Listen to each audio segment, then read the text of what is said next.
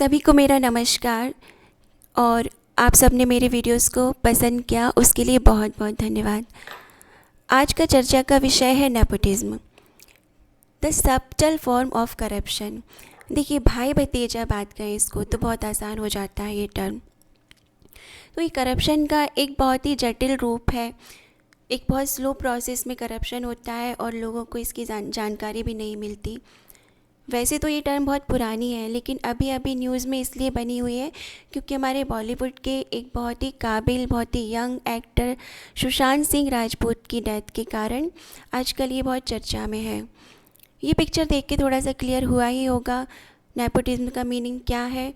कोई भी व्यक्ति जो ऊंचे पद पर होता है, उनका जो बच्चा होगा तो उसके मुंह में पहले से ही वो स्पून में कुर्सी रखी मिलेगी उसको, यानी कि आगे चल के ये इस कुर्सी को एक्वायर करेगा, ऑक्यूपाई करेगा। आइए देखते हैं क्या है इसमें। नेपोटिज्म क्या है? एक ऐसा एक्ट है जो अनएथिकल और मोरली रॉन्ग है। एक पक्षपात करने की क्रिया कह सकते हैं इसको। नेपोटिज्म में फेवरेटिज्म को जोर दिया जाता है। जो भी पॉलिटिक्स होते हैं, इकोनॉमिक्स में, इन सब में हमें देखने को मिलता है। एंटरटेनमेंट में कोई भी व्यक्ति अपने फेवरेट लोगों को अपॉइंटमेंट देता है, अपॉर्चुनिटीज़ देता है कार्य करने की। ये नेपोटिज्म जो शब्द है ये बहुत पुराना है। 17वीं शताब्दी में कैथोलिक बिशप जो होते थे, मीन्स धर्माध्यक्ष होते थे चर्च के, वो लोग अपने वेल्थ, अपनी प्रॉपर्टी, अपनी वसीयत अपने नेफ्यूज़ को देते थे। मीन्स जो पद होगा अगला तो किसको मिलेगा? उनके नेफ्यूज़ को। अब वो अपने बच्चों को क्यों नहीं देते थे? क्योंकि उस वक्त पे जो फादर होते थे, जो चर्च के पादरी होते थे, वो अपने बच्चों की शादी नहीं कर सकते थे फिर, क्योंकि इनमें कैथोलिक चर्च में, मतलब क्रिश्चियनिटी में, माना जाता था कि शादी करने से आप अपवित्र हो जाते हैं। इसलिए वो अपने भाई बहनों के बच्चों को इन पदों पे बिठाते थे।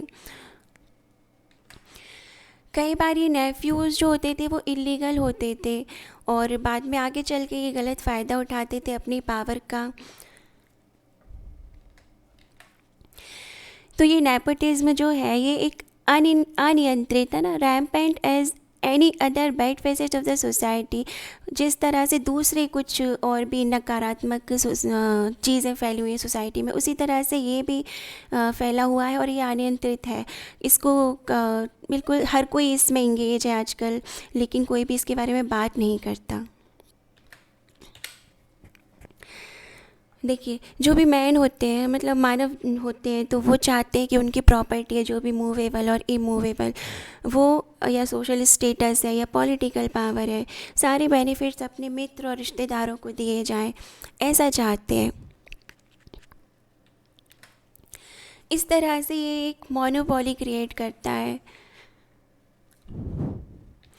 और कहते हैं कि नेपोटिज्म से मोनोपोली क्रिएट होती है और मोनोपोली से फिर नेपोटिज्म जन्म लेता है। हम कह सकते हैं कि ये ट्रेडिशनल जेनेटिक राइट्स की तरह या ऐसी प्रॉब्लम है जो अपनी फैमिली मेम्बर्स या रिलेटिव्स को ऐसी पोजीशन पर बिठाते हैं ले जाके, जो दूसरे पीपल्स को फिर उनमें मौका नहीं मिलता और बस नेपोटिज्म क्रिएट होता है इससे। दूसरी डेमोक्रेटिक कंट्रीज़ जो है या डेवलप्ड कंट्रीज़ है, वहाँ पर नेपोटिज्म देखने को कम मिलता है क्योंकि वो डेमोक्रेटिक है और वहाँ पे इतना इन्फ्लुएंस नहीं होता है। अब किस टाइप की होती है नेपोटिज्म? देखिए, political, administrative, nepotism in economic sectors and entertainment industry.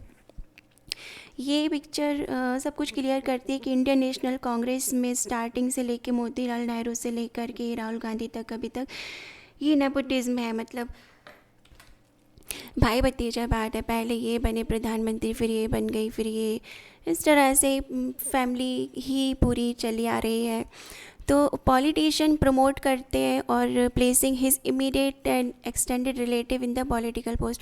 अपनी पोजीशन पर या कोई भी ऐसे पोस्ट होते हैं उस पर कोई भी पॉलिटिशियन अपने ही लोगों को, अपने बच्चों को या अपनी फैमिली मेम्बर्स को या बहन भाइयों के बच्चों को ही उस पोस्ट पर रिकमेंड करते, रिक्रूट करते या बिठाते हैं। एक और एग्ज़ाम्पल है लालू प्रसाद जी यादव का।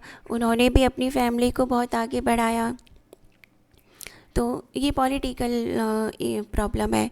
फिर एडमिनिस्ट्रेटिव नेपोटिज्म में क्या है कि एडमिनिस्ट्रेटिव नेपोटिज्म में क्या है, देखिए गवर्नमेंट एम्प्लॉयज़ या ब्यूरोक्रेट्स होते हैं, वो चाहते हैं कि गवर्नमेंट जॉब में उनके रिलेटिव या उनके बच्चे ही आएँ, या फिर जो भी कॉन्ट्रैक्ट्स दिए जाते हैं ब्यूरोक्रेट्स के द्वारा तो वो उनके नोन पर्सन को ही दिया जाता है। तो ये इस तरह से यहाँ पे भी भाई भतीजावाद फैला हुआ है। इकोनॉमिक सेक्टर में देखा जाए तो कोई भी कंपनी है या कोई भी बड़ी फर्म है, वहाँ पर भी ऊंची पोजीशन पर अपने बच्चों को या अपनी अपनी फैमिली मेम्बर्स को, रिलेटिव्स को ही सॉरी बिठाया जाता है। एंटरटेनमेंट इंडस्ट्रीज़ में हम तो देखते ही आए हैं कि शुरू में पृथ्वीराज कपूर से लेकर के अभी तक कपूर फैमिली बहुत डोमिनेट रही है वहाँ पर। और भी काफ़ी ऐसे एक्टर्स हैं, उनके बच्चों को ही प्रमोट किया जाता है। एंटरटेनमेंट इंडस्ट्री में अभी ये इसलिए न्यूज़ में था क्योंकि करण जो है वो आलिया भट्ट और इन सब को इंडस्ट्रीज़ में लेकर आए। दूसरे लोगों को मौका नहीं मिल पाता है। हो सकता है वही टैलेंट दूसरों में भी हो, लेकिन उनके पास वो बैकग्राउंड हिस्ट्री नहीं रहती ना कि उनके पेरेंट्स क्या थे। तो जो टैलेंट और दूसरा रहता है वो दबा रह जाता है। तो ये जो है ये सारा टाइप्स है नेपोटिज्म का कि किस किस तरह के होते हैं। चलिए आगे चलते हैं। नेपोटिज्म को अनएथिकल क्यों कहा जाता है? क्यों कंसीडर करते हैं कि नेपोटिज्म नहीं होना चाहिए, अपने बच्चों को ही नहीं बिठाना चाहिए, रिलेटिव्स को ऐसे पदों पे नहीं बिठाना चाहिए? क्योंकि सबसे पहली बात कि हमारे कॉन्स्टिट्यूशन में लिखा है कि सभी को समानता मिलेगी, तो इससे इक्वलिटी जो है कॉन्स्टिट्यूशन का जो मेन बेसिक फीचर है हमारा, तो इक्वलिटी एबॉलिश होती है, लोगों की समानता का अभाव हो जाता है।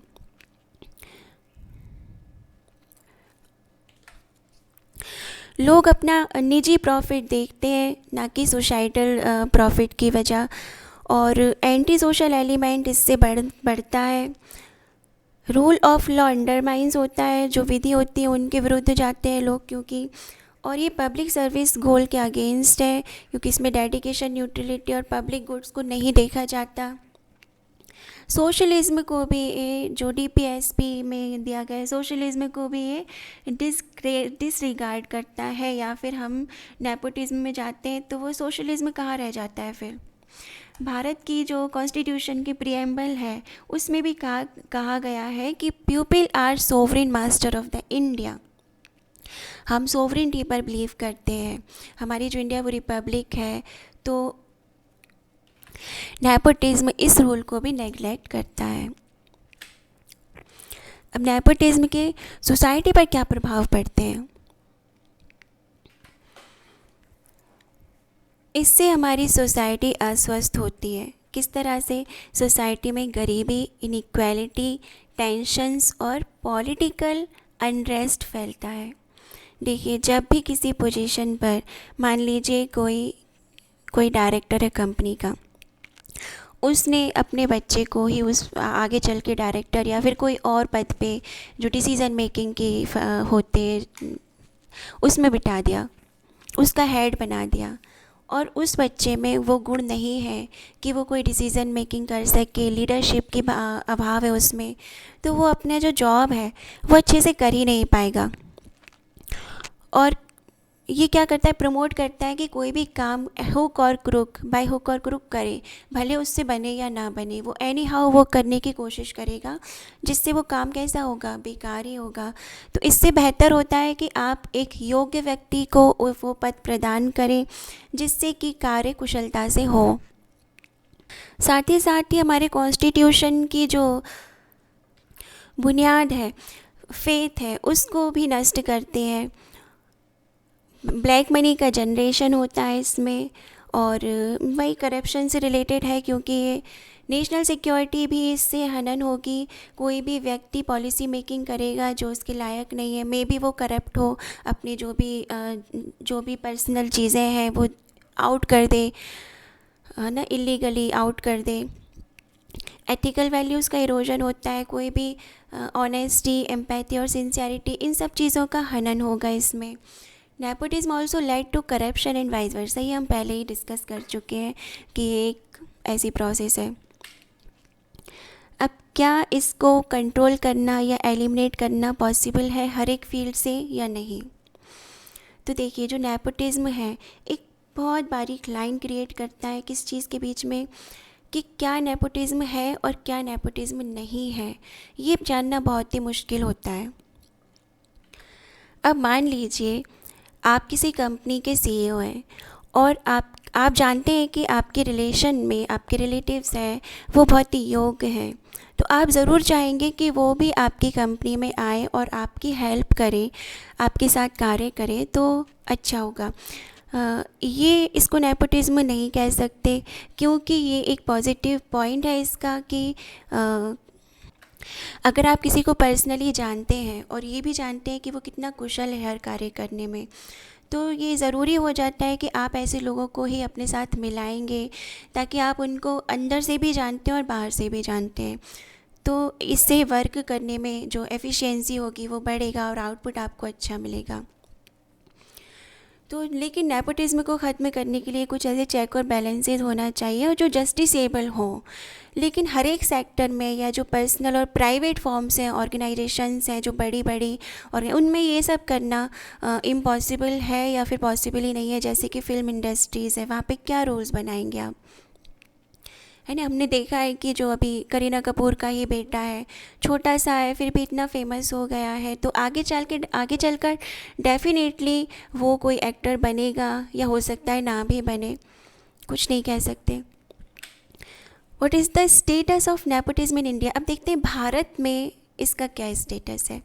देखिए, 2019 में लोकसभा में जो एमपीज़ थे वो 30% थे जो पॉलिटिकल फैमिली से बिलोंग करते थे, और जो सारे के सारे भारत में या किसी भी पॉलिटिकल पार्टी, रूलिंग पार्टी या अपोजिशन पार्टी में फैले हुए थे। तो ऐसे कितने एमपीज़ थे? टोटल 30% थे। तो इसका मतलब ये हुआ कि जो पॉलिटिशियंस थे उन्होंने अपने ही रिश्तेदार नातेदारों को ही कुछ पोस्ट पर बिठाए रखा था। 2015 की रिपोर्ट है, Indian advisory firm institutional invest और एडवाइजरी सर्विसेज फाउंड दैट कि 57 कंपनीज़ जो थी उनमें क्या है, जो डायरेक्टर की पोस्ट पर थे वो 35 ईयर्स से भी छोटे थे, और 75% इन डायरेक्टर्स जो थे 35% से छोटे थे, जो इनमें से 75% डायरेक्टर्स प्रमोटर फैमिली से ही बिलोंग करते थे। और साथ ही साथ 66.6% कंपनीज़ कैसी थी, फैमिली ओन जो है, तो वो अपनी फैमिली मेंबर को ही बिठा के रखती थी ऊंचे पदों पर। 83% जो चेयरपर्सन्स थे उन कंपनीज़ के, वो प्रमोटर फैमिली को ही बिलोंग करते थे। अब ऐसा क्यों है कि कई बार क्या होता है, पहले क्या था, सेबी ने एक गाइडलाइन जारी की थी, उसमें इन्होंने लिखा था कि कम से कम बोर्ड ऑफ डायरेक्टर में एक वुमेन होना चाहिए। तो कंपनीज़ के जो ओनर्स होते हैं, या क्या करा उन्होंने कि अपनी फैमिली मेम्बर्स को ही, फीमेल फैमिली मेम्बर्स को अपनी कंपनी में बहुत ऊंचे पदों पर जगह दी।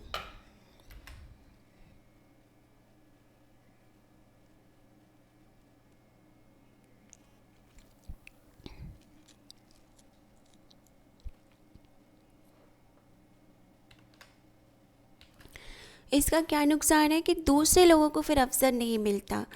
इनकी सैलरी देने की बात बच जाएगी कि अब फैमिली में ही आएगा पैसा, लेकिन उस पद पर कोई और व्यक्ति हो सकता था ना, काबिल व्यक्ति को भी बैठा सकते थे, लेकिन ऐसा नहीं किया जाता है आमतौर पर।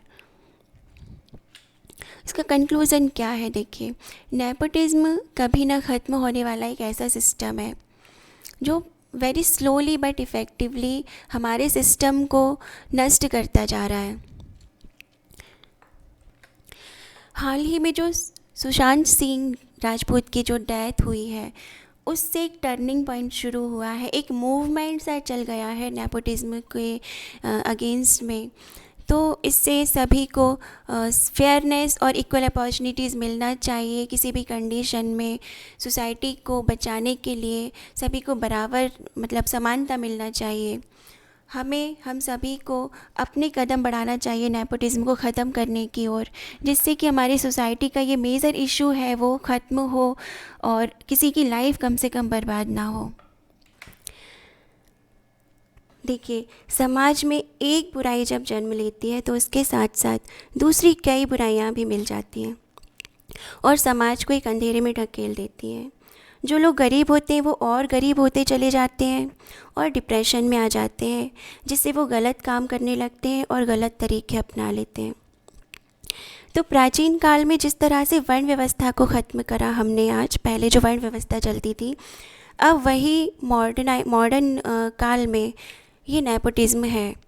तो वर्ण व्यवस्था में क्या था कि लोग अपना जो पद था वो अपने बच्चों को देते थे, लेकिन नेपोटिज़्म में क्या है, अपने रिलेटिव्स को भी दे सकते हैं। तो ये हमें अब ख़त्म करना होगा, तभी एक रहने लायक समाज, एक अच्छे समाज की कल्पना हम कर पाएंगे। तो इसी नोट पर आज वीडियो को ख़त्म करते हैं। Thanks for listening. Thank you very much.